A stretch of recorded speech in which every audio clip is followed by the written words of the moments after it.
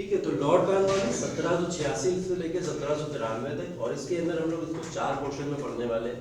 पहला revenue reforms, दूसरा judicial reforms, तीसरा पुलिस रिफॉर्म्स और फोर्थ सिविल सर्विसेज रिफॉर्म। सबसे इंपॉर्टेंट इसमें क्या बताया मैंने, रिवेन्यू रिफॉर्म। अब रिवेन्यू रिफॉर्म्स की जब हम लोग बात करेंगे तो किसके बारे में बात होगी, मेन मसला क्या है रिवेन्यू का। रिवेन्यू जनरेट कहाँ से होता है, टैक्स कलेक्शन से। Tax collection measure of the portion कहाँ से था, लैंड से। लैंड का मतलब एग्रीकल्चर, ठीक है। लैंड या एग्रीकल्चर की बात करने वाले हैं। जुडिशियल रिफॉर्म में क्या रिफॉर्म्स हुए होंगे,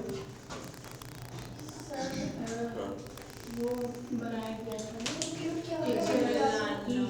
फेडरल कोर्ट, कुछ कोर्ट्स का एस्टेब्लिशमेंट हुआ होगा, ये बात कह सकते हैं। Federal court of India establishment, नहीं फेडरल कोर्ट तो नहीं हुआ था, लेकिन कोर्ट्स ऑफ, हाँ, कुछ क्रिमिनल और सिविल कोर्ट्स में डिवाइड करके कोर्ट्स को एस्टेब्लिश किया गया, ठीक है।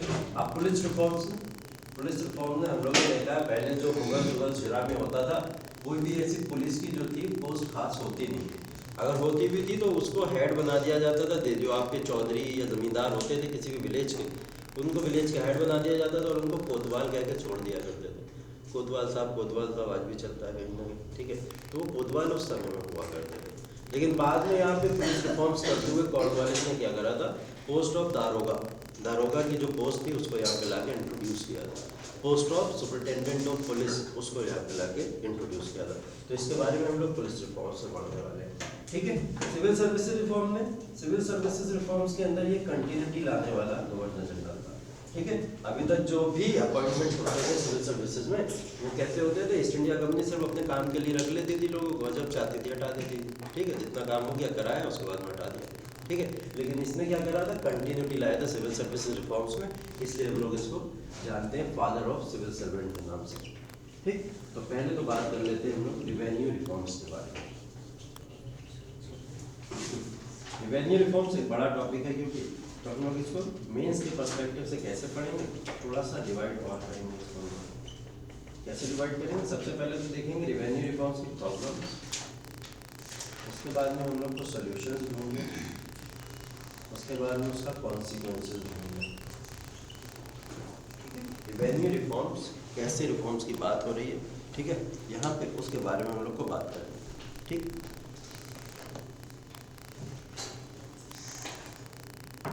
अब आप लोग बताइए कि 1772 में क्या हुआ था, 1772 में क्या हुआ था, 72 में नहीं बना था, 72 में क्या हुआ था, 1772 में वॉरेन हेस्टिंग ने सबसे पहला काम क्या किया था,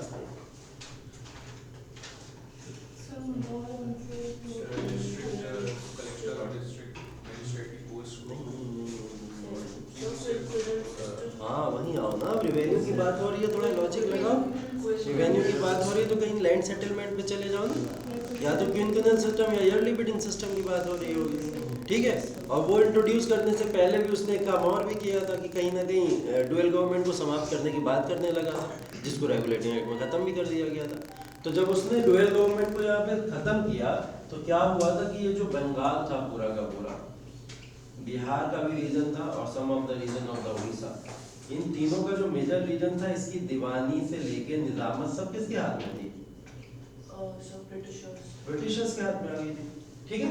अब ये जो इनके हाथ में आ गई थी, इनके सामने प्रॉब्लम ये थी कि यहाँ से हम लोग टैक्स का कलेक्शन कैसे करें, ठीक है।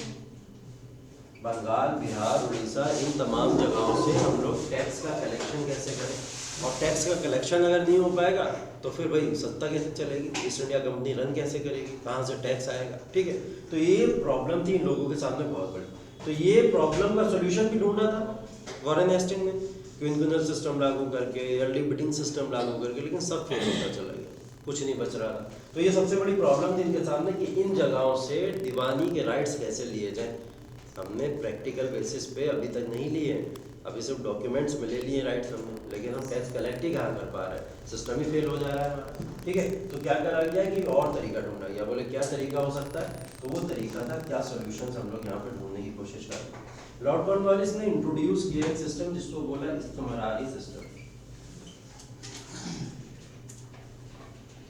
क्या बोला, इस्तिमरारी सिस्टम। क्या है इस्तिमरारी सिस्टम,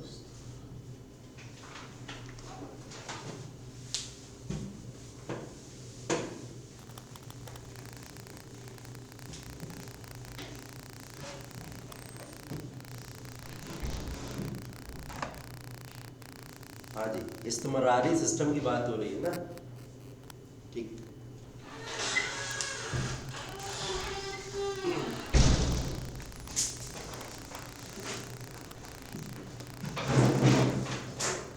ठीक है, तो सोल्यूशन में हमको क्या मिला, इतनी सारी जो प्रॉब्लम थी, सोल्यूशन तो एक ही था कि कोई ना कोई लैंड सेटलमेंट सिस्टम यहाँ पे लागू करना पड़ेगा।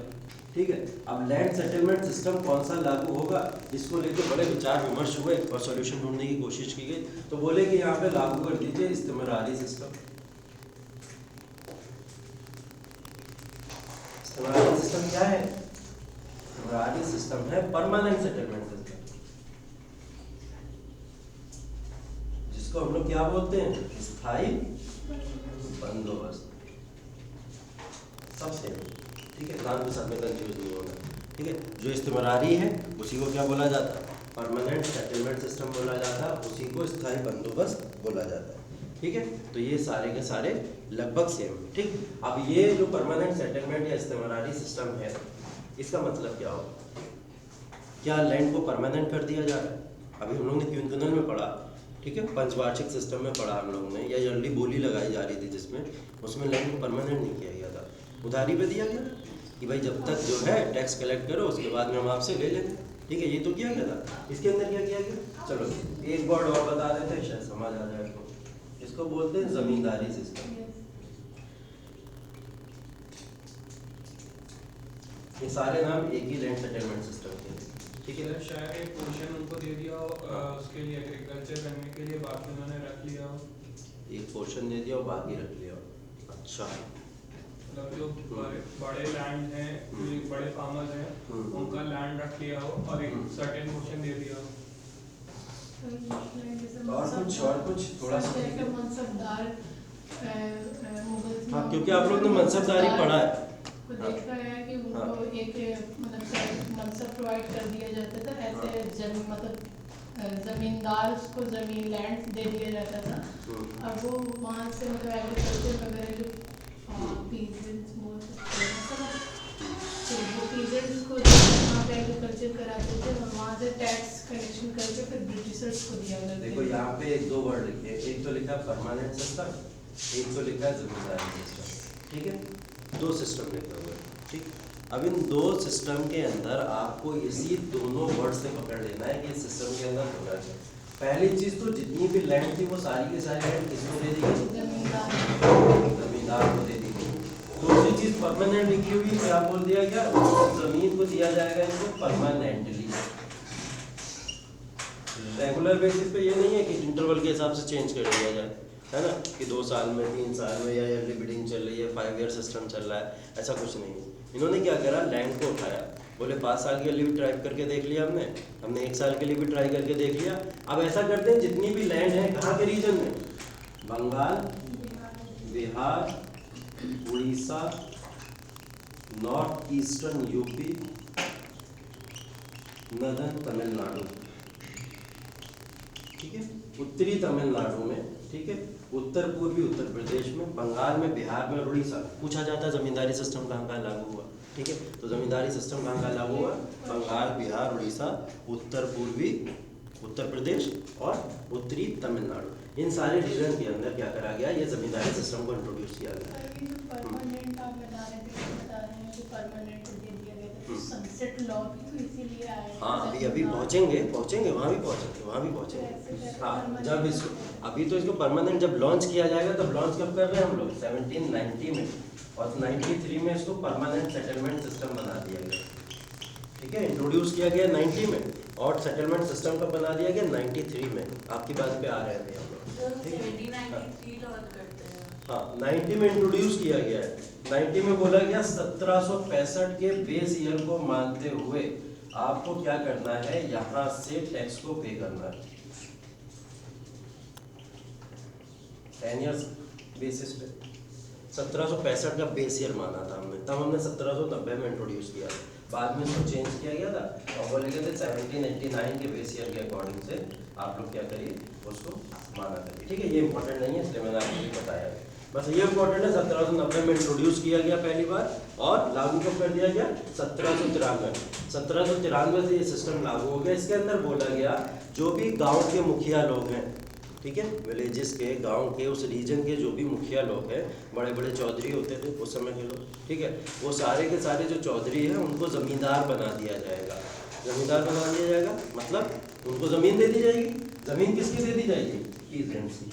कुछ पीजेंट्स थे वहाँ पे, उनकी पीजेंट्स की ज़मीन को ट्रांसफ़र कर दिया गया किसके लिए? ज़मींदार।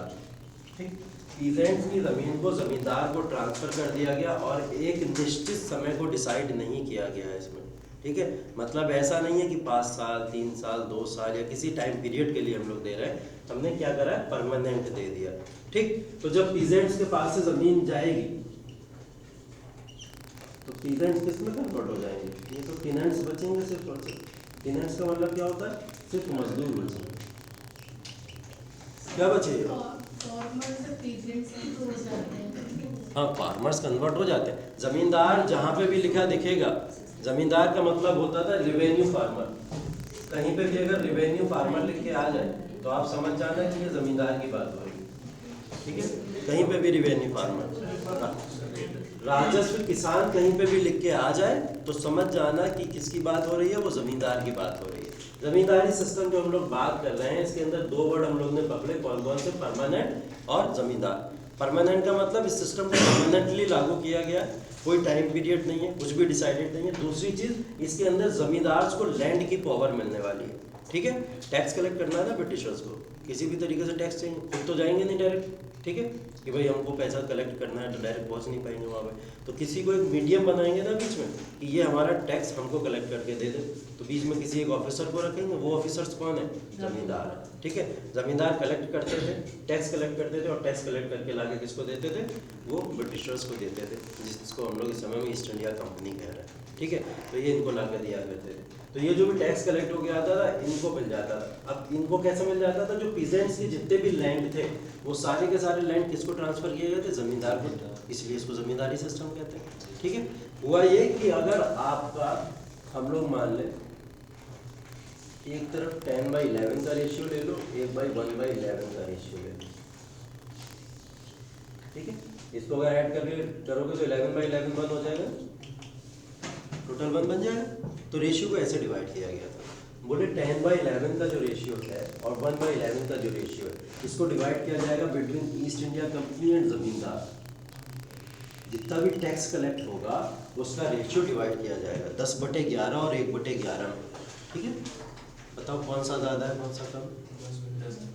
10/11 ज़्यादा है, 1/11 ज़्यादा है। 10/11 1% हाँ, फ्रैक्शन किया है ना आपने, हाँ, तो 11 में 10 लेंगे और 11 में 1 लेंगे, 11 में 1 लेंगे। हाँ, तो 10/11 का जो पोर्शन है वो कौन रखेगा? ईस्ट इंडिया कंपनी, वो ईस्ट इंडिया कंपनी, क्योंकि इनको ज़्यादा पोर्शन चाहिए ना, ज़्यादा पोर्शन रखेंगे अपने पास। तो ईस्ट इंडिया कंपनी के पास में जाएगा 10/11, 1/11 किसको मिलेगा? वो मिलेगा जमींदार को, ठीक है। मतलब 90% हिस्सा कौन रख रहा है अपने पास में? ईस्ट इंडिया कंपनी, और 10% हिस्सा किसके पास में जा रहा है? जमींदार के पास में। फिर आप पूछोगे पीजेंट्स के पास में क्या बचा? 100% तो चला गया, पीजेंट का कुछ नहीं बचा, कुछ भी नहीं होता था। किसी भी तरीके का कोई भी रिवेन्यू जनरेट पीजेंट्स कर ही नहीं पाते थे, फिर वो जी कैसे रहते? सर अभी आपका फिनेंस बेस होता है एक तरीके से, किराएदार या आप मजदूर करें और उस पे जो आपको थोड़ा बहुत एकदम एग्जैक्ट यही बात। अब ये मत समझ लेना फसल में भी बंटवारा उनको मिलेगा, पीजेंट्स को नहीं मिलेगा उसमें। वो जो भी आपके टीनेंट्स बन रहे हैं ना, पीजेंट्स से टीनेंट्स में जो कन्वर्ट हो गए, मतलब वो अब सिर्फ मजदूर बचे, वो वहाँ पे आएंगे, अपना काम करेंगे, जो भी काम का उनका मुआवजा होगा वो मुआवजा उनको दे दिया जाएगा, ठीक है। उस मुआवजे में हो सकता फसल दे दी जाए या हो सकता है कि पैसा दे दिया जाए थोड़ा बहुत, ठीक है। जो भी उनको ज़रूरत के हिसाब से होगा वो दे दिया जाएगा, लेकिन इससे पूरा का पूरा जो प्रॉफिट होगा वो प्रॉफिट कौन लोग बांटेंगे आपस में? ईस्ट इंडिया कंपनी और जमींदार, ठीक है। तो एक ऐसा सिस्टम भारत के अंदर लागू किया गया जो पूरी तरीके से एक्सप्लॉयटेटिव सिस्टम था। दिख रहा है ना एक्सप्लॉयटेटिव, ठीक है। शोषण कर रहा है ना ये लोगों का। पहली बात तो क्या कर रहा है? पीजेंट्स टीनेंट्स में कन्वर्ट, मतलब जिनकी ज़मीन थी उनको उनकी ज़मीन से बेदखल कर दिया, ये काम किया, ठीक है। दूसरा काम क्या किया कि उनको उनकी मजदूरी के नाम पे बस सिर्फ और सिर्फ ज़मीन पे रख लिया गया, ठीक। तो वो भी उन लोग के लिए क्या था? एक बहुत बड़ी शॉकिंग चीज़ थी। ठीक। दूसरी और तीसरी चीज़ अगर हम लोग देखेंगे, जो टैक्स का रिवेन्यू का जो कंट्रीब्यूशन है वो सिर्फ दो लोगों के बीच में डिस्ट्रीब्यूट हो रहा है, ठीक है, ज़मींदार और आपकी ईस्ट इंडिया कंपनी, ठीक है। यहाँ पे पीजेंट्स या जिनकी ओरिजिनल ज़मीन थी, लैंड थी, वो बेचारे इससे बाहर है पूरी तरीके से, ठीक है। तो ये प्रॉब्लम्स थी ज़मींदारी सिस्टम में, बहुत सारी प्रॉब्लम्स तरीके से देखी हमने। अब होगा क्या, होगा ये कि ज़मींदारी सिस्टम लागू हो गया और ज़मींदार जो थे टैक्स कलेक्ट करते थे, किसको देने लगे, ईस्ट इंडिया कंपनी को देने लगे, ठीक है।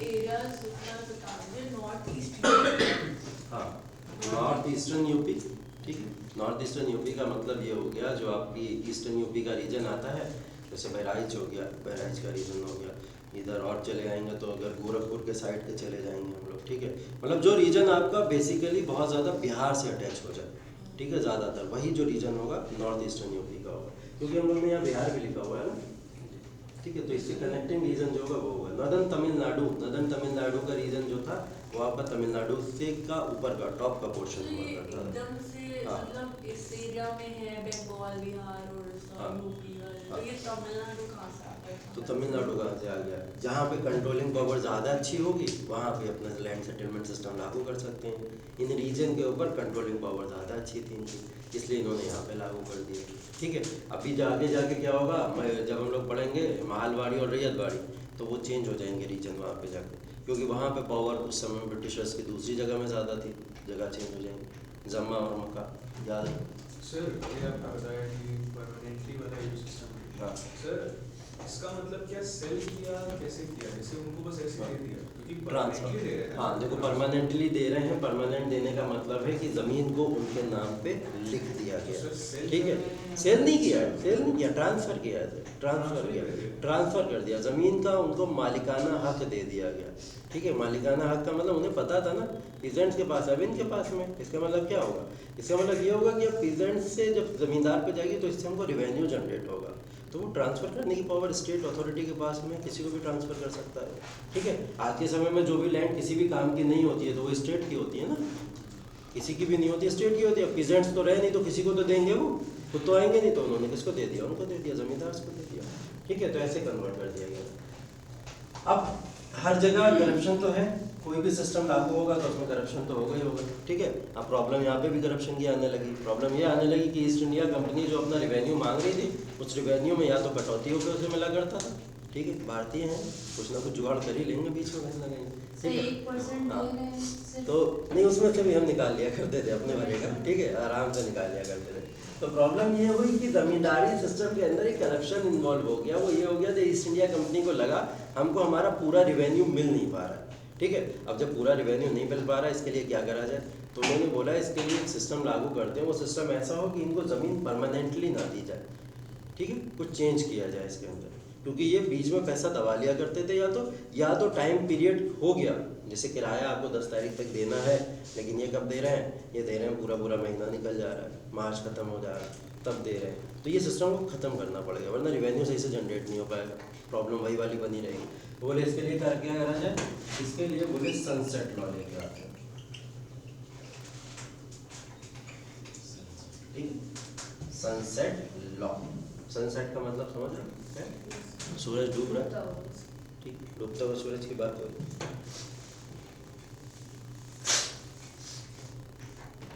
तो सनसेट लॉ के अंदर बोला गया कि जो जमींदार सूरज के डूबने से पहले टैक्स पे नहीं करेंगे, उन जमींदार से लैंड को छीन के दूसरे जमींदार को ट्रांसफर कर दी जाएगी, ठीक है। क्या करा जाएगा, लैंड को छीन के किसको ट्रांसफर कर दी जाएगी, दूसरे जमींदार को। मतलब अगर 10 तारीख लास्ट डेट है और 10 तारीख से 11 तारीख हुई तो आपकी ज़मीन गई, ज़मींदारी भी खतरे में पड़ जाएगी यहाँ से, ठीक है। तो ये ज़मींदार का जो बहुत कंट्रोल इस्टेब्लिश होना शुरू हो गया था इनके ऊपर, वो कंट्रोल यहाँ पे आके और बढ़ गया, ठीक है। अब देखो इससे प्रॉब्लम होगी या ज़्यादा अच्छा हो जाएगा, क्या होना चाहिए, प्रॉब्लम हो जाएगी, अच्छा हो जाएगा? हाँ, ये अच्छा क्वेश्चन, किसके टर्म्स में, मेन बात तो ये है ना, किसके लिए अच्छा होगा, किसके लिए बुरा होगा, क्योंकि दोनों में रिवर्स होगा। ईस्ट इंडिया कंपनी के लिए अच्छा हो सकता है, इंडियंस के लिए बुरा हो सकता है, ठीक है। इंडियंस के लिए बुरा मतलब जमींदार को क्या फ़र्क पड़ा इससे, जमींदार के लिए अच्छा हुआ बुरा हुआ, दोनों को हटा दो, बुरा हुआ। नहीं सर, डिपेंड करता है सर। अब जैसे जिसको मिल जाएगी उसका फायदा है, जिससे हटी है उसका नुकसान है। लेकिन इससे ये भी है कि जो भी जमींदार उन पे एक्सप्लॉइटेशन ज़्यादा हो जाएगा, बट जैसे कि डर की भावना पैदा होती है। सर कुछ जमींदार अच्छे भी होते थे, बहुत बुरा जैसे कुछ फेमाइन हो गए तो दे यूज्ड टू गिव मतलब ग्रेस टू द पेजेंट्स कि मतलब वो उन्हें और टाइम। जमींदार इवन ये किया करते थे कि जो लेट हो रहा है, मैंने एक वर्ड यूज़ किया ना, लेट हो जाता था कभी कभी टैक्स पे करने में, तो वो पीजेंट्स को छोड़ दिया करते थे, छूट दे दिया करते थे कि चलो अभी तुम्हारा नहीं हो पा रहा है तो तुम थोड़े दिन में दे देना, थोड़े दिन में देना, थोड़े दिन में। ये वाली कंडीशन खत्म हो जाएगी इनके ऊपर। अब इनको मजबूरन ज़बरदस्ती लेना पड़ेगा, क्योंकि कुछ ज़मींदार अच्छे भी तो हैं, ठीक है। अब इनको मजबूरन क्या करना पड़ेगा, टैक्स तो लेना ही लेना पड़ेगा। अब ये जो मजबूरन वाला टैक्स जब ऐड हो गया तो इससे प्रॉब्लम क्या हुई, इससे प्रॉब्लम हुई एक्सप्लॉइटेशन या शोषण। आप पुरानी अमिताभ बच्चन की पिक्चरें देखते थे ना, दीवार, जंजीर, अंजीर, उसके अंदर क्या होता था, एक बंदा खजांची बैठा होता था जिसको साहूकार बोलते थे।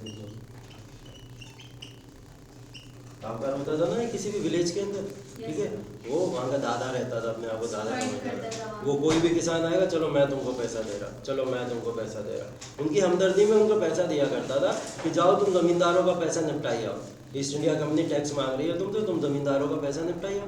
तो ये साहूकार उनको लोन दिया करता था, ठीक है। लोन के फॉर्म में 10,000 रुपये दिए इसने, लेकिन वो 10,000 रुपये के चक्कर में इनकी तमाम तरीके की प्रॉपर्टी वसूल लिया करता था, ठीक है। और इवन प्रॉपर्टी ही नहीं, कुछ फिजिकल एक्सप्लॉइटेशन भी इनकी फैमिली के साथ में हुआ करते थे इन सब चीज़ों के। तो ये एक्सप्लॉइटेशन और शोषण जो बढ़े वो इस जमींदारी सिस्टम के अंदर डीरेगुलरिटी को लाने की वजह से बढ़ गए, ठीक है। जब तक रेगुलरिटी थी सिस्टम में तब तक लोग को थोड़ा रिलैक्स रहता था कि चलो जमींदारी सिस्टम लागू भी अगर हो गया तो कम से कम ये सहूलियत है कि थोड़े थोड़े समय में अपने हिसाब से दे दें। इवन एक्सप्लॉइटेशन तो वो भी, लेकिन उससे भी गंदी चीज़ अभी देखनी बाकी थी, वो क्या था, सनसेट लॉ। जब सनसेट लॉ आ गया तो ये जमींदार को भी प्रॉब्लम कर दिया, और इसने सबसे बड़ी प्रॉब्लम कर दी किसके लिए, पीजेंट्स के लिए। क्योंकि अब उनको क्या करना पड़ता था, 10 मार्च तक उनके पास में पैसा ही नहीं आ पा रहा, रेवेन्यू नहीं जनरेट हो पा रहा, तो वो किसी पे तो डिपेंडेंट होंगे, कहीं तो जाएंगे, या तो सुसाइड कर लेंगे, जैसा फार्मर्स कर लेते हैं। आज भी एक बहुत बड़ा इशू है इसका, ठीक है। फार्मर्स लोन लेने के बाद सुसाइड कर लेते हैं, और गवर्नमेंट इतना लोन माफ़ कर रही है, उसके बाद में भी ये हालत है।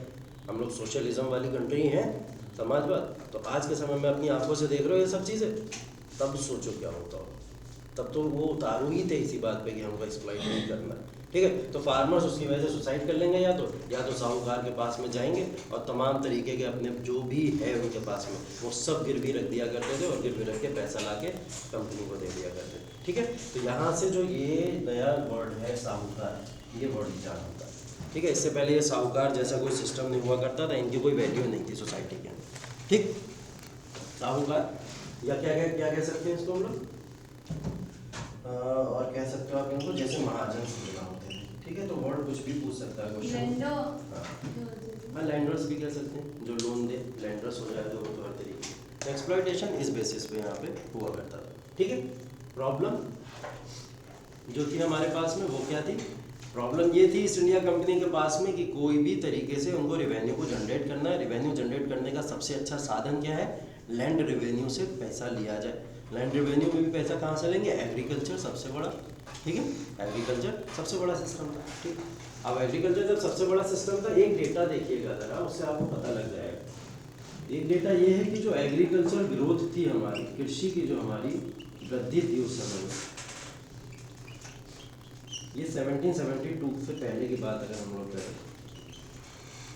वो भारत में रहती थी लगभग 4% तक, ठीक है। 3 से 4% का एक डेटा चलता था, 3 से 4% तक एग्रीकल्चर ग्रोथ रेट रहती थी भारत की। जैसे ये सिस्टम लागू किया गया और 1772 से लेके हम लोग 1857 तक आए हैं, इस समय में भारत की एग्रीकल्चर ग्रोथ बची थी 0.5%, कहीं कहीं पे 0.2% भी दर्ज की गई है, ठीक है। तो ये रेशियो था एग्रीकल्चर ग्रोथ रेट का, ठीक है, जिससे एग्रीकल्चर ग्रोथ रेट बहुत ज़्यादा डाउन हो गया, ठीक। मैंने बोला बात कर रहे हैं हम लोग 1772 के पहले की।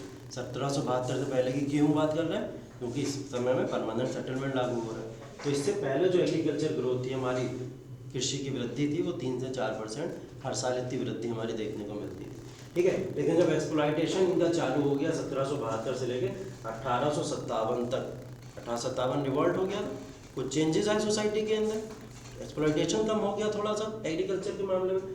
तब तक हमने देखा तो 0.2% से 0.5% तक का एक डेटा सामने आता है कि इतना ज़्यादा यहाँ पे सिर्फ और सिर्फ जो थी कृषि की वृद्धि बची हुई थी। ठीक है, चलिए एक तो ये कॉन्सिक्वेंस हो गया इसका। और डेटा कहाँ से मिलता है? ये डेटा कहाँ से मिलता है? ये डेटा सरकार देती है। सर तब का कहाँ से देती है? तभी डेटा तो हमेशा से रिकॉर्ड होते हैं, हमेशा से रिकॉर्ड होते हैं। जब से डेटा आए हैं तब से रिकॉर्ड हो रहा है। इवन सेंसस का भी तो देख लो आप, लॉर्ड मायो के द्वारा जब से सेंसस चालू किया गया तब से सब पता है उनको। इसी तरीके किसी ने ये एग्रीकल्चर ग्रोथ रेट से लेके और तमाम तरीके के रेट्स जो थे, रेशियो ऐसे वो डेवलप कर दिए थे, तब से पता लगने लगा।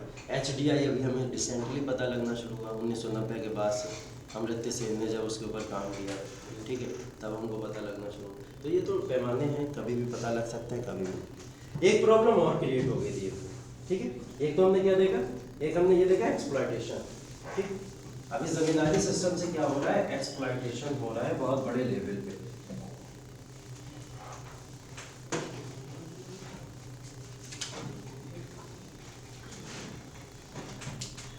दूसरा क्या हुआ है, दूसरा पॉइंट आप इसके अंदर लिखोगे, इसकी वजह से रूरल इनडेप्टेडनेस स्टार्ट हो गया। मतलब क्या है इसका, जो ग्रामीण इलाके हैं उनके अंदर जो था उधारी वाला सिस्टम बहुत ज़्यादा बढ़ गया, ठीक है। ग्रामीण इलाके के अंदर उधारी वाला सिस्टम बहुत ज़्यादा बढ़ गया था। एक तो हमने लिखा रीज़न कि साहूकार और महाजन इंट्रोड्यूस हो गए यहाँ से, ठीक है। ये हम लोग इसके इम्पैक्ट की बात कर रहे हैं, किसकी बात कर रहे हैं, इम्पैक्ट। जमींदारी सिस्टम के इम्पैक्ट, प्रभाव क्या पड़े हैं, ठीक है। तो इन प्रभाव के अंदर पहला कि जो ग्रामीण इलाके थे उन ग्रामीण इलाकों के अंदर उधारी बहुत बढ़ गई थी। पहले ग्रामीण इलाके, आज के समय में भी देखते हो आप, रोजगार ज़्यादा कहाँ होता है, ग्रामीण इलाकों में होता है। अगर हमने हम लोग कल ही रेशियो देख रहे थे ना, ठीक है, उस रेशियो में हमने क्या देखा, रूरल पीपल जो होते हैं ज़्यादा जो है वर्किंग फोर्स है इनकी, ठीक है, ज़्यादा इन्वॉल्व रहते हैं एक्टिविटीज़ के अंदर, तो ज़्यादा इनको एम्प्लॉयमेंट में हम लोग काउंट करते हैं। तो उस समय में ये लोग अपने आप डिपेंडेंट रहते थे। लेकिन यहाँ पे क्या हुआ, इसकी वजह से रूरल इंडेप्टनेस, ग्रामीणों के पास में उधारी बहुत चालू हो गया था, और उस उधारी ने क्या करा था, आगे चल के बेड़ा गर्क कर दिया सोसाइटी का, वरना पैसा बहुत था हमारे पास। साहूकार महाजन बताई थी अपने। एक सिस्टम और यहाँ से लागू हो गया था, उसके कहते हैं एब्सेंटी लैंडलॉर्डिज्म। एब्सेंटी लैंडलॉर्डिज्म क्या समझ आ रहा है इससे? सर जो गैप होता है ना जमींदार हाँ। और पीजेंट्स के बीच में हाँ। गैप आ जाता है ना, एकदम। अभी देखो क्या हुआ, एक तरफ ये जमींदार है, जमींदार ने भी अपने अंदर मल्टीपल जमींदार अलॉट कर दिए। एक ये पीजेंट्स है। अब ये जमींदार और पीजेंट्स के बीच में एक बहुत बड़ा गैप होता चला गया, क्योंकि किनको क्या लगता था, पीजेंट्स को एक्सप्लॉयटेशन हमारा कौन कर रहा है, जमींदार कर रहा है। एक्चुअल एक्सप्लॉयटेशन कौन करता था, ईस्ट इंडिया कंपनी। अब ईस्ट इंडिया कंपनी जब इनके ऊपर बर्डन डाल रही है तो ये इनके ऊपर भी बर्डन डालेंगे। तो इसकी वजह से क्या होता था, गैप बढ़ता गया। इसके बाद में क्या हुआ कि इन जमींदार के बीच में कुछ लोग थे और अपॉइंट होना शुरू हो गए। जमींदार जो थे वो डायरेक्ट यहाँ तक नहीं पहुँचते थे, पीजेंट्स तक, ठीक है। जमींदार ने अपने बीच में क्या करे, कुछ लोगों को और अपॉइंट करना चालू कर दिया, ठीक है। वो क्यों अपॉइंट करना चालू किया होगा, क्या रीजन रहा होगा, जमींदार ने पीजेंट के बीच में कुछ लोगों को और अपॉइंट करना चालू कर दिया होगा, वो क्यों कर दिया होगा? बीच में जो एक मतलब खा जाते थे ना, आपने अपना निकाल लेते थे, 1% मिलता था। तो ईस्ट इंडिया कंपनी और लोग बीच में मीडिएटर्स हायर किए होंगे, सो दैट ये बीच में जो है मतलब कुछ करप्ट एक्टिविटीज ना कर पाए। जितना पैसा पीजेंट्स से ये रेवेन्यू मिले इन्हें, ये पूरा पेमेंट जो है ईस्ट इंडिया कंपनी तक। सर अमाउंट करेक्ट करने के लिए भी हो सकता है। सर जमींदार बहुत ही दिल इंसान होते थे, उनके पास इतना टाइम नहीं होता था कि वो जाके पेजेंट से डायरेक्टली डील करे। तो जमींदार ही है, डॉक्टर नहीं जमीन ज़्यादा होगी इसके पास, ठीक है। तो कर सकते हो। ठीक है, एकदम। देखो जमींदार पहली तो बात है उस हायरार्की में टॉप पे चले गए थे सोसाइटी के अंदर। अब वो उस वर्ग के साथ में आके बात करना, मुंह लगाना उनको अच्छा नहीं समझते थे, पहली बात ये। ठीक है, हम जाएंगे इनसे पैसा लेने, ठीक है, किसी को रख देंगे पैसे वैसे निकालता रहेगा, ठीक है। पहला तो रीज़न ये था। दूसरा रीज़न ये था सर पे तलवार लटक रही है, सनसेट लॉ की, कि शाम तक अगर पैसा नहीं निकला तो क्या होगा, अगले दिन हमारी ज़मींदारी चली जाएगी। तो ये बीच में किसको रख देते थे, एजेंट्स को, एजेंट्स रख देते कुछ सब एजेंट्स को, और ये सारा का सारा पैसा ज़मींदार को कलेक्ट करके जाता था। और ये लोग कौन होते थे, ये मिडिल मैन कौन होते थे, गुंडे होते थे, ठीक है, गुंडे होते थे। ऑब्वियस बात है, वसूली मैन जो होंगे ना, वसूली भाई वगैरह सब यहीं से आए, ठीक है, तो वो ज़मींदार वसूली भाई नहीं है, वसूली भाई ये बीच के एजेंट हुआ करते थे, ठीक है, जो पीजेंट से जाके पैसा खींचा करते थे या वसूला करते थे। तो ये सारी की सारी चीज़ें देखो ऐसे सिस्टम में डेवलप हुई। पिक्चर्स जो होती हैं ना, रिफ्लेक्शन ऑफ द सोसाइटी होती हैं, मूवीज़ जो होती हैं सोसाइटी का रिफ्लेक्शन, खास करके पुरानी मूवीज़ जो होती थी। दिलीप कुमार कहता था ना भैया ना, वो वाला जो सिस्टम था उस समय में चलता था, देखा होगा साहूकार बैठे हैं, बोरिया वोरिया अनाज की लगी हुई हैं, वो मजदूरी करने जा रहे हैं, बीच में क्या ज़मींदार उनको पैसा देता था, बीच में कोई बैठा है ना रेस्टर लेके वहाँ पे, तो उसके कांटेक्ट करते थे, वो जाके फिर उससे बोलता था, ऐसे करके होता था ना पूरा। तो ये सिस्टम चला करता था। बीच में जो होते थे वो गुंडे बैठे होते थे खास करके, जिनको एजेंट और सब एजेंट थे, ठीक है। गुंडे नहीं लिखोगे आप, लिखना नहीं है इसको, फॉर्मल वर्ड ही यूज करेंगे आप लोग, एजेंट या सब एजेंट का ही यूज, ठीक है। चलिए, और कोई प्रॉब्लम? सर ये जो पीजेंट्स हैं, ये उनकी सारी जमीन ये जमींदारों को, मतलब कोई एक पर्सन से हायर कर दिया, तो पीजेंट्स की जमीन हमेशा के लिए जमींदार को चलेगी। जब तक ये सिस्टम चलेगा परमानेंट सेटलमेंट, तब तक ये इनके पास में जमीन रहेगी। जब जमींदार पीजेंट्स के पास फिर और कोई नहीं, पीजेंट्स के पास में डालेगा, फिर वो वहाँ पर मजदूर की तरह बस मजदूर की तरह वर्क करते हैं। अब ये बात है ना कि जिस इंसान को इसने अपनी मातृभूमि माना हो, जिसको अनाज को खोद के वो अनाज खा रहा हो, आज के समय में ज़मीन को बेचना भी इम्पॉसिबल होता है लगभग, क्योंकि इतना अटैचमेंट हमारे दादा परदादा बापू वगैरह जो लोग हैं सारे लोग, वो अपने पूर्वजों की ज़मीनें बेचते नहीं हैं। कनेक्शन है ना एक उस लैंड के साथ में, वो कनेक्शन होता है, नहीं बेच पाएंगे क्योंकि, और उस फीलिंग को हम लोग को भी समझना चाहिए, ठीक है। बेच के एक महल नहीं बना लेने चाहिए शहरों में लाके, ठीक है। उस कनेक्शन को समझना चाहिए कि उस लैंड के साथ में कुछ कनेक्शन होता है, ठीक है। तो वो कनेक्शन जो होता है, सोचो यहाँ तो उनसे ज़बरदस्ती छीन लिया जा रहा है।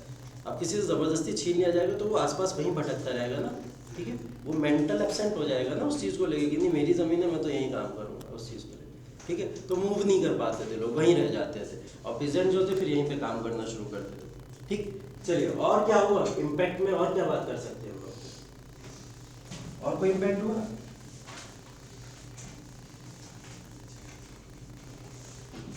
देखो बड़ा खराब वर्ड है, लेकिन बोलना तो ज़रूरी है आप लोग को समझाने के लिए कि ज़मींदार के रूप में ब्रिटिशर्स को कुछ वफादार कुत्ते मिल गए। ज़मींदार के रूप में ब्रिटिशर्स को कुछ वफादार कुत्ते मिल गए थे। इसका मतलब क्या हुआ?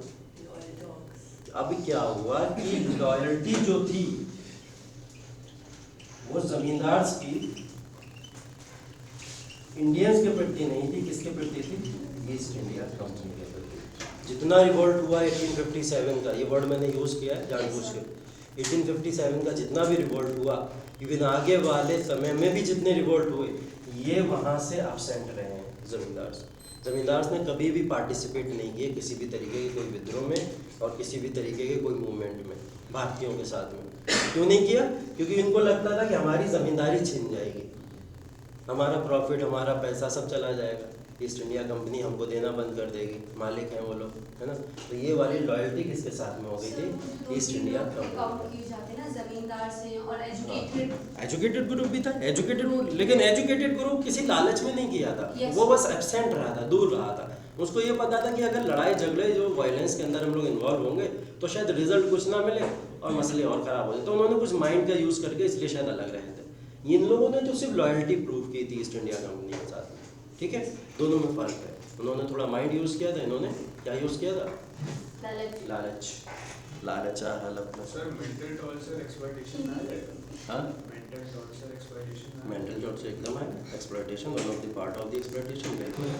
मेंटल टॉर्चर एकदम यही तो होता है एक्सप्लॉइटेशन में, बहुत सारे भाग हैं ना एक्सप्लॉइटेशन। एक्सप्लॉइटेशन सर कैटेगरी में होता है। हाँ, इसलिए मैंने सोचा उसमें से एक कैटेगरी मेंटल, बिल्कुल बिल्कुल, फिजिकल फॉर्म में है, मेंटल फॉर्म में है, सोशल फॉर्म में है, तमाम तरीके की फॉर्म्स हो सकती हैं मेंटल एक्सप्लॉइटेशन। Yes, ठीक, चलिए तो ये बात करी हम लोग ने अभी किसकी, रिवेन्यू की, ठीक है। जो हम लोग बात कर रहे हैं लॉर्ड कॉर्नवालिस की, मैंने बोला ना मेंस का टॉपिक है आपका।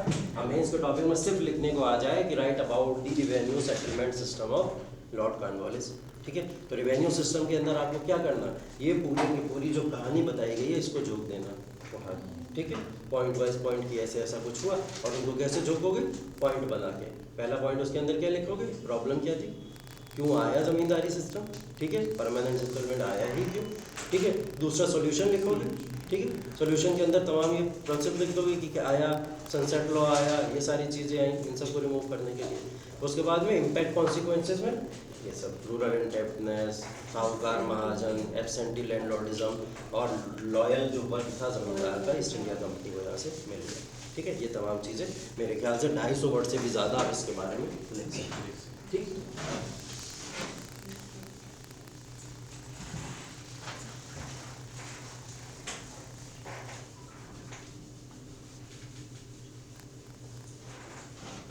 दूसरा सिस्टम क्या लिखा है था,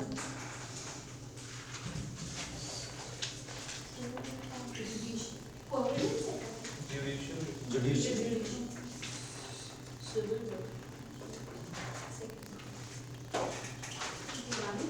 ठीक है। जुडिशियल रिफॉर्म का मतलब क्या है, अब जुडिशियल रिफॉर्म के अंदर ये लोग क्या करने वाले हैं, कुछ ना कुछ न्यायिक रिफॉर्म करने वाले हैं, ठीक है।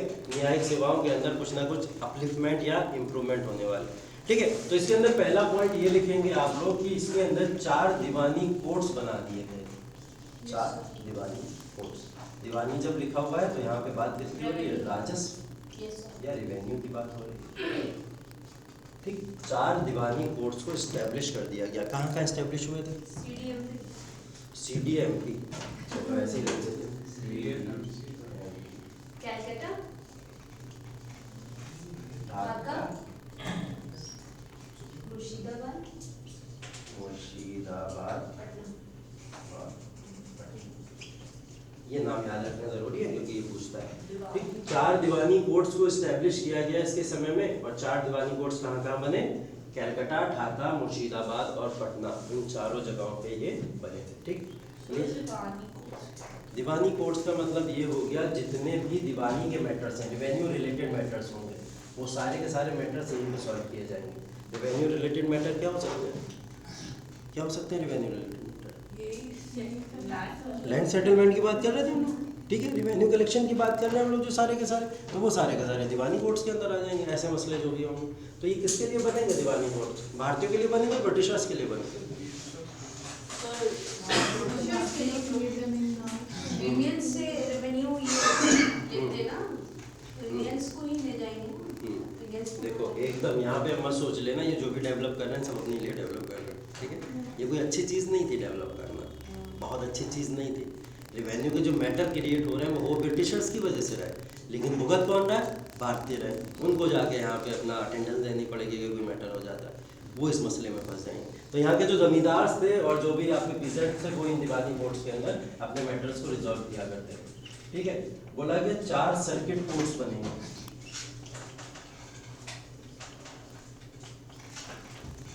4 सर्किट कोर्ट्स बनेंगे। Circuit courts criminal related cases,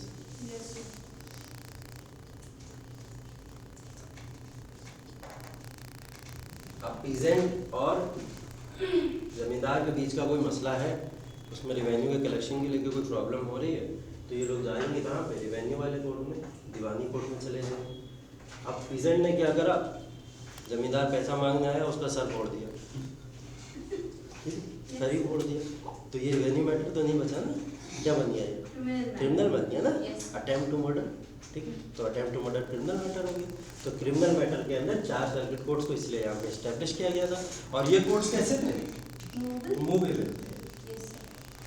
या इनको मोबाइल कोर्ट्स भी बोलते हैं। कैसे इनको शिफ्ट किया जाता ये घुमा करते थे, टहला करते थे,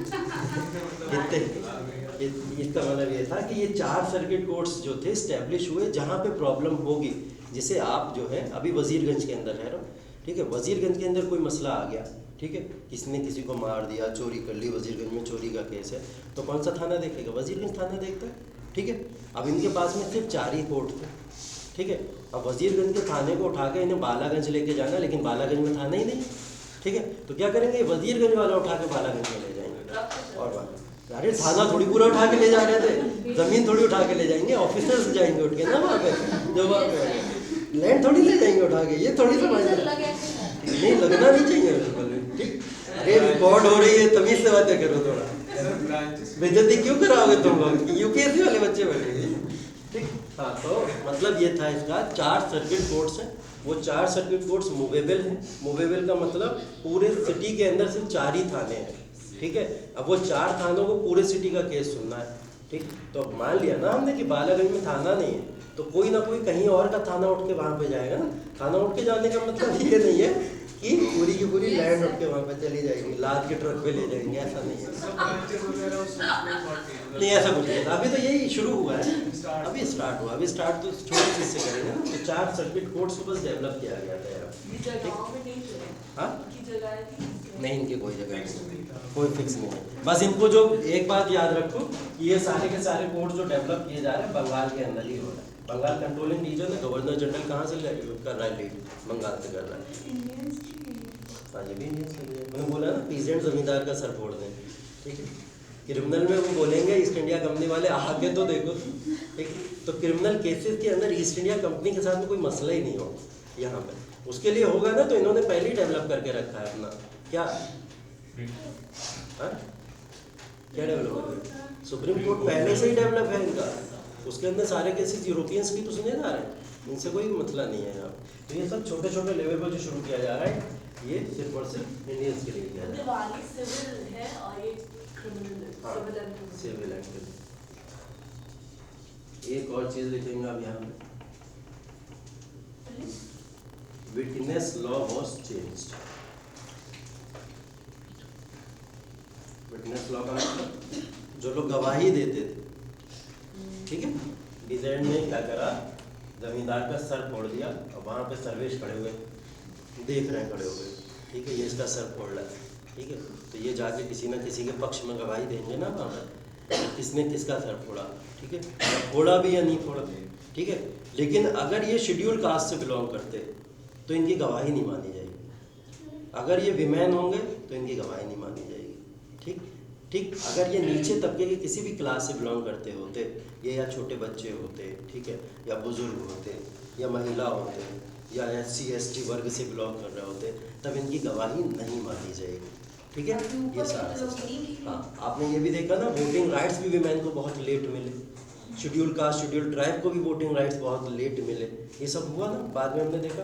तो ये एक्सप्लॉयटेटिव सिस्टम इंडिया के अंदर पहले से चल रहा था, ठीक है। यहाँ पे इन्होंने एक रिफॉर्म करा था, इन्होंने बोला विटनेस लॉ चेंज हो जाएगा, चाहे वो किसी भी कास्ट का हो, चाहे वो किसी भी रिलीजन का हो, चाहे वो किसी भी सेक्ट का हो, किसी भी रीजन का हो, किसी भी कलर का हो, उसके ऊपर कोई भी ऐसा प्रोहिबिशन नहीं है कि वो विटनेस लॉ में पार्टिसिपेट ना कर सके, ठीक है। वो जाएगा, गवाही देगा और उसकी गवाही मान्य होगी। यहाँ पे विमेन भी लिखी होगी, हाँ, इसको मानना पड़ेगा। विटनेस लॉ वॉज चेंज, मतलब पहले जो था ये सब लोग जो थे विटनेस लॉ के अंदर पार्टिसिपेट नहीं कर सकते थे। मैंने बोला ना, आप जाके गवाही नहीं दे सकते थे पहले, ठीक। अगर आप किसी भी शेड्यूल कास्ट ट्राइब या विमेन वर्ग से बिलोंग करते हैं, ठीक है, तो आप जाके वहाँ पे गवाही नहीं दे सकते। लेकिन बाद में इसको चेंज कर दिया गया, बाद में बोला गया कि हर कोई पर्सन गवाही दे सकता है, कोई भी वर्ग से बिलोंग करता हो, ठीक है। चलिए, और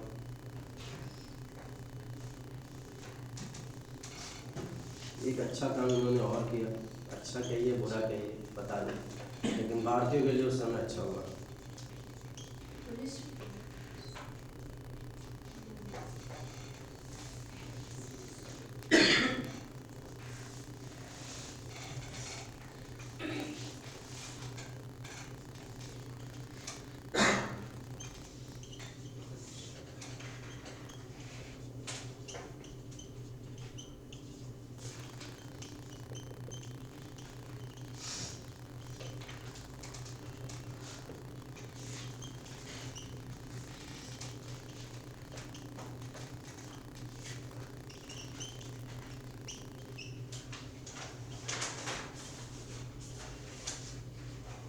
मैंने लिखा है punishment of any crime will be given only by imprisonment and not by capital punishment. ठीक है, कैपिटल पनिशमेंट के द्वारा किसी भी तरीके की कोई सज़ा नहीं सुनाई जाएगी, मतलब फांसी नहीं दी जाएगी किसी को। ठीक है, अगर किसी ने बहुत बड़ा क्राइम भी किया है तो उसको क्या करा जाएगा, उम्र कैद की सज़ा सुना के और जेल में डाल दिया जाएगा, लेकिन किसी को भी फांसी नहीं दी जाएगी। ठीक, क्या बोलते हो, फांसी देनी चाहिए नहीं देनी चाहिए?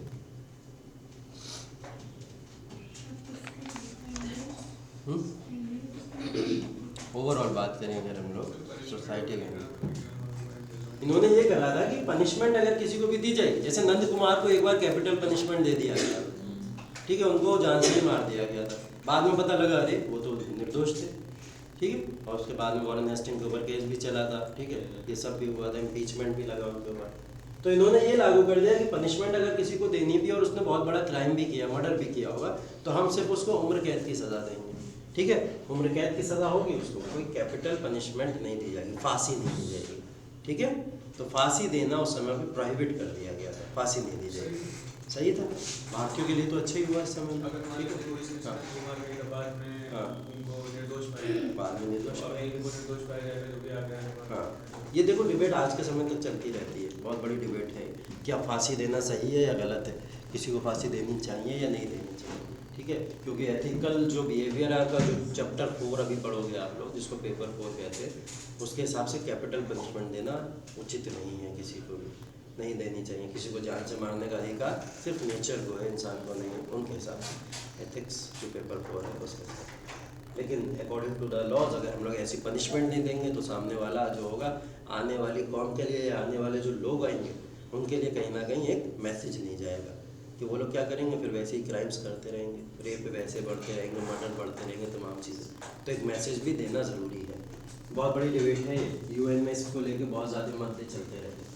ठीक हो गए जुडिशियल रिफॉर्म्स, 4 दीवानी कोर्ट बन गए, 4 सर्किट कोर्ट बन गए, विटनेस लॉ चेंज हो गया, और पनिशमेंट किसके द्वारा दी जाएगी, सिर्फ और सिर्फ इम्प्रिजनमेंट के द्वारा, जेल में डाल दिया जाएगा, सिर्फ और सिर्फ फांसी किसी को भी नहीं दी जा रही है यहाँ पर। ठीक है, जुडिशियल रिफॉर्म हो गया। अगला रिफॉर्म बताइए। सिविल सेक्टर वाला, सिविल सर्विस, अभी पुलिस की बात करें। यस, पुलिस रिफॉर्म, जुडिशियल, हाँ जुडिशियल।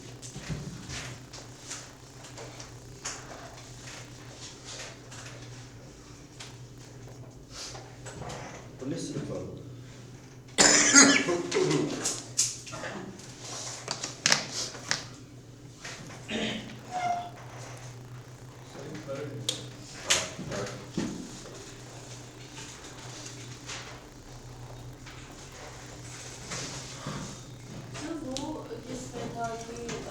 हमने सिविल और क्रिमिनल कोड्स को डिवाइड किया, फौजदार और ये सब, मतलब जो वो कहाँ पर पढ़ते हैं? अभी आएंगे उसके लिए लॉर्ड कॉर्नवालिस के बाद में, जब विलियम पेंटिंग वगैरह का समय आएगा थोड़ा, उस समय में और पोस्ट चेंज होंगी थोड़ी, उस समय में ये सब चीज़ें देखने को मिलेंगी। फादर ऑफ पुलिस रिफॉर्म्स किसे बोलते हैं? Father of police reforms, father of civil services तो बोलते हैं लॉर्ड कॉर्नवालिस को, और पुलिस रिफॉर्म भी इन्होंने ही किए थे, तो पुलिस रिफॉर्म भी अगर बोला जाए तो भी फादर इन्हीं को बोला जाएगा। लेकिन फौजदार की जो पोस्ट आप कह रहे हो, फौजदार की पोस्ट इन्होंने डेवलप नहीं की थी। फौजदार की पोस्ट तो मुग़ल पीरियड से चली आ रही थी, मुग़ल एरा से चली आ रही थी। मुग़ल क्या, दिल्ली सल्तनत में भी फौजदार हुआ करते थे। ठीक है, इस समय में भी पुलिस रिफॉर्म्स के अंदर हम लोग को जो बेसिक चीज़ देखनी है, फौजदार पहले से। ठीक है, पुलिस रिफॉर्म के अंदर मैंने बताया था जितने भी, जैसे मुग़ल एरा की अगर हम लोग बात करें, जब तक ईस्ट इंडिया कंपनी नहीं आई तब तक क्या हुआ था कि यहाँ पे जो पोस्ट हुआ करती थी, पुलिस की जो पोस्ट हुआ करती थी, वो पुलिस की पोस्ट ऐसे डिज़ाइन की जाती थी कि किसी भी विलेज के अंदर जो बड़े बड़े चौधरी हुआ करते थे, वहाँ के हेड हुआ करते थे, या जिनको भी ज़मींदार ये लोग अभी बना रहे थे, उनको क्या कर दिया जाता था, एक और पोस्ट दी जाती थी। ठीक है, और उस पोस्ट को क्या बोल दिया जाता था, कोतवाल बोलते ना, कोतवाल साहब, कोतवाल साहब, ये तब का ही सिस्टम था। तो ये कोतवाल की पोस्ट जो थी उस समय में इन लोग को दी जाती थी, मुग़ल इराक़ के समय से दी जाती थी। ठीक है, इन्होंने क्या करा था पुलिस रिफॉर्म के अंदर, इन्होंने एक पोस्ट डेवलप की जिसको बोला जाता है दारोगा। मिसप्रोनाउंस शब्द है उत्तरी यूपी के अंदर और उत्तर के इलाकों के अंदर, जिसको हम लोग दरोगा कहते हैं, ठीक है। एक्चुअल वर्ड क्या है? दारोगा, ठीक है, दारोगा होता है, ठीक है, इस तरीके से लिखा जाता है इसमें।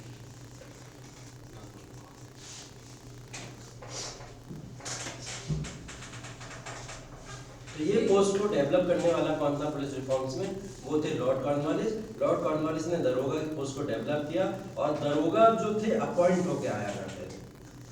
ये नहीं है कोई हायर ऑफिशियल जमींदार होगा, चौधरी होगा, उसको दरोगा बना दिया जाएगा, ठीक है। यहाँ पे अपॉइंट होके आते थे बेचारे जमींदार, उनसे एक पोस्ट छीन ली उनकी।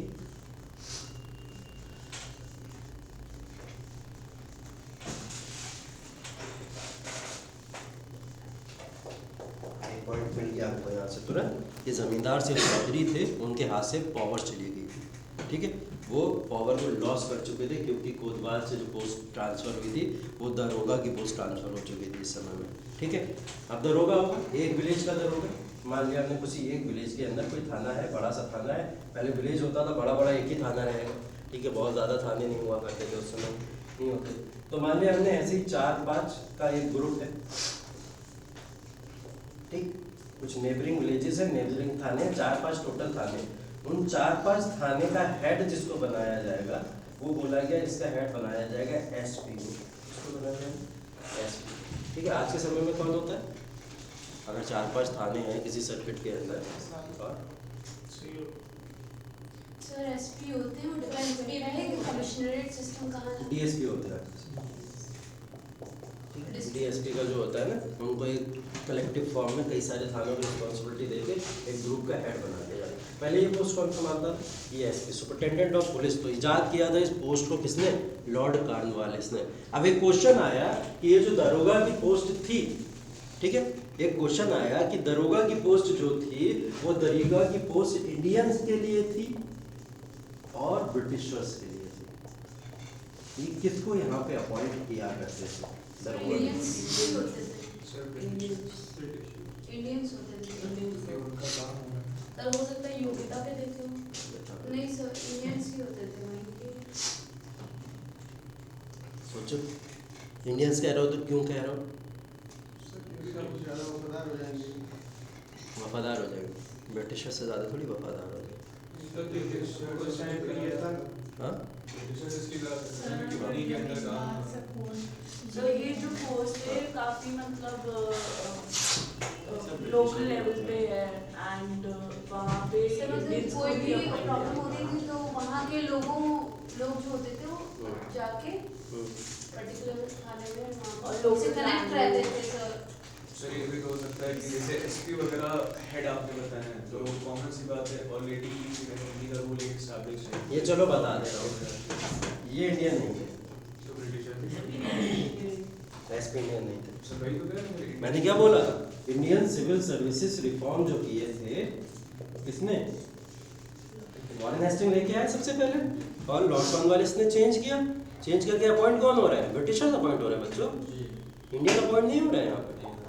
कोई इंडियन अपॉइंट नहीं करते थे वो लोग जब तक। हाँ, जमींदार चौधरी से लेने के बाद में ये थोड़ी इंडियन से लिया तो इंडियन को ही देंगे, इतने वफादार थोड़ी हो सकते हैं। हाँ, वो तो सीट खाली हो गई ना, वो सीट किसी को भी दे सकते हैं। ये वाली पोस्ट तो किसकी है? ये ब्रिटिशर्स की है, एसपी वाली जो पोस्ट है। और सिविल सर्विस में DM, district collector, higher official, parliamentary, legislative जो भी आ रहे हैं सब ब्रिटिशर्स है, कोई इंडियन नहीं है, ठीक है, कोई भी इंडियन नहीं है। सबसे बड़ी पोस्ट इंडियन के पास में अगर कुछ थी उस समय में तो वो जमींदार, वो भी वफादार को थे, ठीक है। पर दरोगा तो इंडियन है। यही तो मैं पूछना चाह रहा हूँ। अब इन सब के बेसिस पे बताओ दरोगा कौन है? तो इंडियंस होते हैं ना सर। सर दरोगा इंडियन से मिलके अपॉइंटेड है। क्या लिखा है मैंने? अपॉइंट लिखा है। हाँ, अपॉइंट किया तो अपॉइंट तो इनको भी कर रहे हैं। ये पहले से सर उनके पास इतनी मैन पावर थोड़ी ना है कि वो हर जगह दरोगा वो तो इतनी मैन पावर लाभ कहाँ रहे हैं? सर दरोगा एसपी के नीचे आया है सर। हाँ। एसपी हेड है, हाँ। उनसे काम तो इंडियन से ही करवाया जाएगा ना। इंडियन से करवाया जाएगा। दरोगा तो समझ रहे हो अगर आप। नहीं एसपी के नीचे हाँ। बात यही ये दरोगा के पास बहुत पावर होती है, बहुत पावर होती है भैया। अरे आज के टाइम में नहीं है। आज भी पावर है, पहले भी तब तो और ज्यादा पावर थी, बहुत पावर थी। आज के समय में तो ग्रुप को और डिवाइड कर दिया गया, तब तो हायर पावर हुआ करती थी। सर एकदम लोकल लेवल का ऑफिशियल है वो। हाँ। और वहाँ पे पहले तो लोकल लैंग्वेजेस और ये सब चीजें। अरे ब्रिटिशर्स थे बाबू, ब्रिटिशर्स थे। बोला मैंने अपॉइंट होके आ रहे हैं, तो अपॉइंट होने का मतलब क्या है कि जितने भी अपने ऑफिसर्स को अपॉइंट करेंगे, ठीक है, उन ऑफिसर्स को अपॉइंट करने का मतलब ये नहीं है कि इनको क्या चाहिए, वफादारी चाहिए पहले, कि मुझसे इस सेटलमेंट सिस्टम को कोई छीन ना ले। अब मैं किसी भारतीय को यहाँ अपॉइंट कर दूंगा, वो जाके प्रेसिडेंट से भी मिल सकता है, कोई क्रांति भी कर सकता है, रिवोल्ट भी कर सकता है। तो इतनी अकल रखो पहले से कि अपनी बंदे को वहाँ पे अपॉइंट कर दो पहले। तो दरोगा की जो होती थी वो ब्रिटिशर्स को अपॉइंट करते थे। 2-4 अपवाद मिल जाएंगे आपको, जब किसी ब्रिटिशर्स को उठा के फेंक दो या कहीं बीमार हो गया, कुछ भी ऐसा हो गया, तो कभी कभी जमींदार ने उस पोस्ट को संभाला है, ये अपवाद मिल जाएंगे। लेकिन ये अपॉइंट किसको करते थे ब्रिटिशर्स को, ठीक है। हाँ, इतना चिल्ला के बता रहे तुम लोग को सब कुछ ब्रिटिशर्स अपने लिए कर रहे हैं, फिर भी नहीं समझ रहे, थोड़ा कंफ्यूज कर दो तो। ये करता है यूपीएससी इतना इंसिस्ट करेगा आपको कि ये इंडियन थे, मान के चुप पे चले जाओ, ठीक है। एक वर्ड बस खेलेगा छोटा सा, उस वर्ड में फंसना आपके लिए, वहीं पर फंसना खतरनाक हो जाता है, क्योंकि वो एक छोटे से वर्ड से खेलता है, आप लोग बस उसी में घूमे रह जाते हो। अच्छा, इसका मतलब इंडियन नहीं। अब उसमें ज़्यादा दिमाग लगाने की ज़रूरत ही नहीं है, वहाँ पर सिर्फ सोचना है ना कि सिर्फ ये लोग कर क्या रहे हैं। अभी इंटरेस्ट, सेल्फ इंटरेस्ट के लिए काम कर रहे हैं, उनके इंटरेस्ट भारतीयों के अंदर कोई भी रिफॉर्म्स का है ही नहीं अभी तक, ठीक है। वही जमा मकान ध्यान रखा करो हमेशा। अभी समय कौन सा चल रहा है, 86 से 93 तो चल रहा है, अभी तो नए आए हैं ये। अभी क्या करेंगे ये लोग, सिर्फ सेल्फ इंटरेस्ट के लिए काम करेंगे, तो अपने ही लिए सारी चीज़ों को डेवलप करेंगे, ठीक है। कुछ चीज़ें ऐसी, अब दीवानी कोड, सर्किट कोड अपने लिए डेवलप नहीं कर सकते थे, क्योंकि वो निगेटिव है, ठीक है, वो निगेटिव है, इसलिए अपने लिए नहीं डेवलप कर सकते।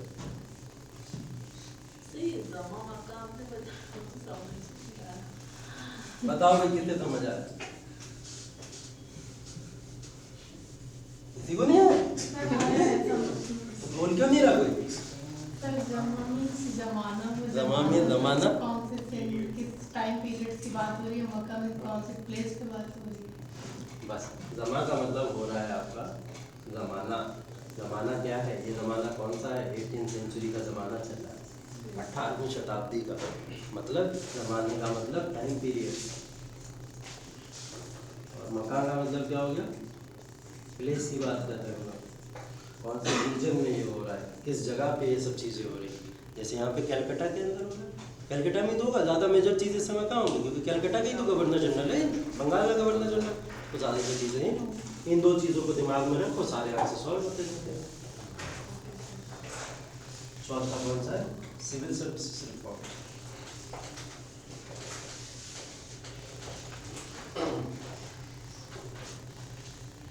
Civil services reform,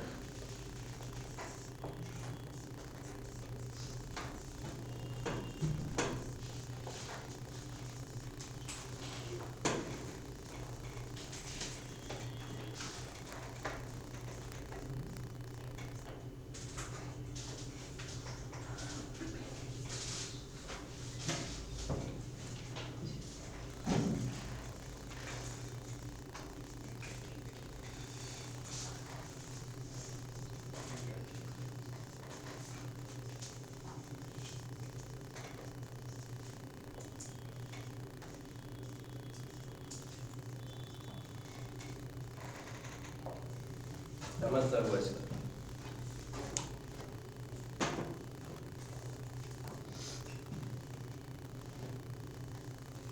contract basis मतलब एक पर्टिकुलर टाइम नहीं दिया जाता था अपॉइंटमेंट के बाद तक, वो तो वॉरेन हेस्टिंग ने किया था।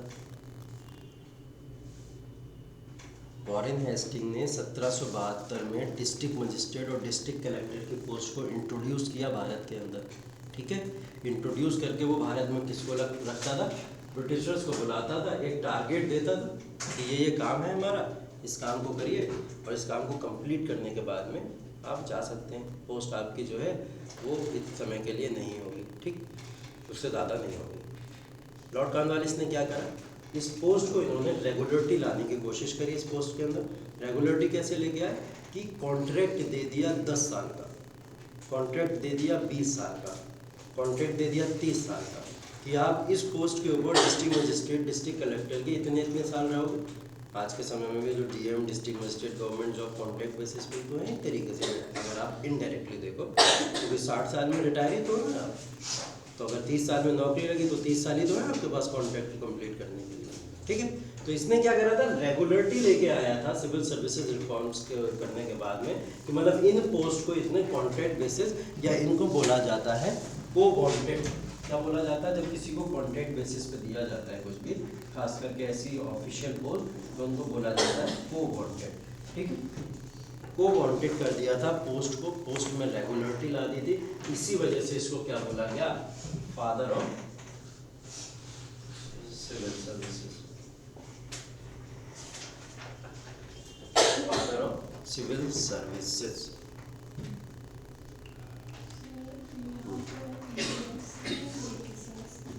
ब्रिटिशर्स कॉन्ट्रैक्ट बेसिस का मतलब जॉब को दिया जा रहा है आपको लगभग 10-20 साल के लिए। अभी वॉरेन हेस्टिंग के समय में आते तो सिर्फ प्रोजेक्ट को कंप्लीट करने के लिए आते थे, ठीक है। प्रोजेक्ट को कंप्लीट करने का मतलब कि हमने ईयरली बिडिंग सिस्टम लागू किया है, ईयरली बिडिंग सिस्टम हमने मुर्शिदाबाद में लागू किया, मुर्शिदाबाद के रीजन के अंदर आओ और ईयरली बिडिंग सिस्टम को 1 साल के लिए देख लो आप, और जैसे कंप्लीट हो जाए चले जाओ, ठीक है। नहीं, ये वो लोग छोटे टाइम के लिए आ रहे हैं, बहुत छोटे टाइम के लिए आते हैं, सिर्फ एक मकसद के लिए आए, पूरा हुआ चलेगा, ठीक है। इनके पास में क्या हुआ था, जब इसको 10-20-30 साल के लिए कर दिया गया, तो ये लोग आगे भी इनको क्या करा जाता था, बढ़ा दिया जाता था पोस्ट कि चलो भाई और कर लो तुम, 10 साल तुमने अच्छा काम किया, तुमको हम 15 साल कर देते, 20 साल कर देते, ऐसे तरीके से बढ़ाते चले गए। तो रेगुलरिटी लाने वाला इन सर्विसेज के अंदर कौन था, वो था कॉर्नवालिस। अभी भी कॉन्ट्रैक्ट बेसिस पे कर रहा था 10-20 साल के लिए, हाँ, वजह से एक रेगुलरिटी आ गई, एकदम रेगुलरिटी आ गई। इस समय में ट्रांसफर हुआ करते थे क्या? हाँ, होंगी। अगर किसी को कलकत्ता का बनाया गया डिस्ट्रिक्ट मजिस्ट्रेट, उसको मुर्शिदाबाद भेजा जाएगा या मुर्शिदाबाद से मुंगेर भेजा जाएगा, ऐसा कुछ होता है? सर अगर कहीं पे नीड होगी या फिर कुछ गलत करेगा, जैसे कोई इंडियन की मदद कर, जैसे कोई ब्रिटिशर्स थे वो इंडियन की मदद कर देंगे, अगर ब्रिटिशर लॉ के अगेंस्ट चले जाते थे तो उनको ट्रांसफर कर दिया जाता है। एकदम, ये होती थी चीज़ें, ट्रांसफ़र शुरू से होता है, अभी भी इसकी नई बात नहीं, ट्रांसफ़र करना ज़रूरी था, क्योंकि ट्रांसफ़र नहीं करेंगे तो सोसाइटी में करप्शन आता है, पता है ना, एक ही जगह पे रहते चीज़ें क्या होती, करप्टेड होना शुरू हो जाती है, तो वो करप्शन आता है। तो सिविल सर्विसेज रिफॉर्म के अंदर इसने एक काम ये किया था कि कॉन्ट्रैक्ट बेसिस बढ़ा के, या कह सकते हो उसको रेगुलरिटी सिविल सर्विसेज के अंदर लाने वाला गवर्नर जनरल था। दूसरा काम इसका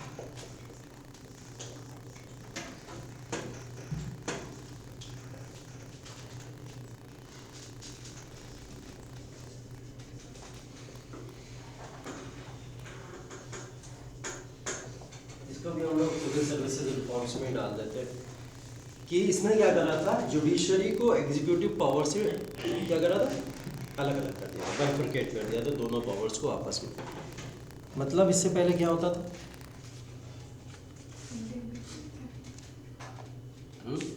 इससे पहले क्या होता था, सिर्फ एग्जीक्यूटिव जो काउंसिल होती थी, जो 1773 में वॉरेन हेस्टिंग के टाइम पे हुई थी, तो वो सारे अफेयर्स, जो भी अफेयर्स होते थे, पॉलिटिकल हो चाहे कमर्शियल हो, वो सारे अफेयर्स को संभालते थे। और जब एक 1784 का फिट्स इंडिया एक्ट आया था, तो उसके थ्रू जो है जुडिशरी और एग्जीक्यूटिव, देखो 1773 का रेगुलेटिंग एक्ट और 1784 का फिट्स इंडिया एक्ट, भारत के अंदर कुछ एग्जीक्यूटिव पावर्स लेके आ गए थे, ये बात आपको पता है।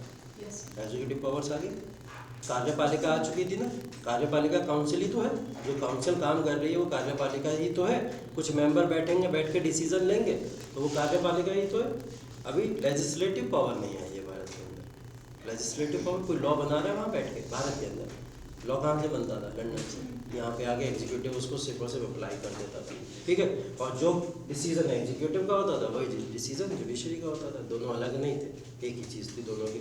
वही काउंसिल बैठ के क्या कर देती है, डिसीजन भी सुना सकती थी, 6 मेंबर की जो काउंसिल बैठी है वही डिसीजन भी सुना देगी कि चलो नंद कुमार ने गलत किया, दो फांसी, ठीक है, वही डिसीजन सुना देती। इस पावर को भारत में अलग करा किसने, लॉर्ड कॉर्नवालिस ने। लॉर्ड कॉर्नवालिस ने बोला हमने जब अलग दे दिए हैं सर्किट कोर्ट, हमने जब अलग से आपको सारे कह सकते हो आपको सिविल कोर्ट्स दे दिए, क्रिमिनल कोर्ट्स दे दिए हैं, तो फिर आप एग्जीक्यूटिव और जुडिशरी को मिला के दोनों को अलग अलग कर दो, जितने भी केसेस होंगे उनकी हियरिंग कहाँ पे होगी, वो जुडिशरी में हुआ करेगी सारी की सारी, ठीक है। वो लोग न्याय करेंगे, बैठ के न्याय करने के लिए वो लोग बैठे हुए, बाकी आपका काम क्या है, सिर्फ और सिर्फ जो लॉ आ रहे हैं उनको अप्लाई कराना।